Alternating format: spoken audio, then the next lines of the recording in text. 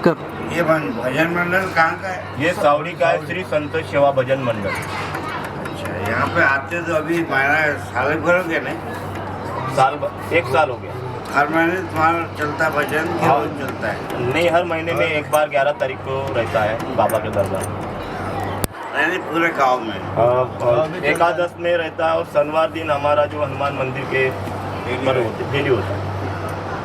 बात ऐसी है कि भजन और आयुर्वेद दोनों का संबंध एक साथ है।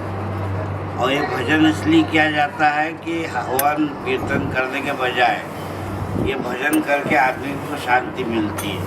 भगवान तो एक ही रास्ते अलग अलग हैं। तो ये बच्चे भी अच्छा भजन कर रही हैं, उन लोग भी अच्छा कर रहे हो।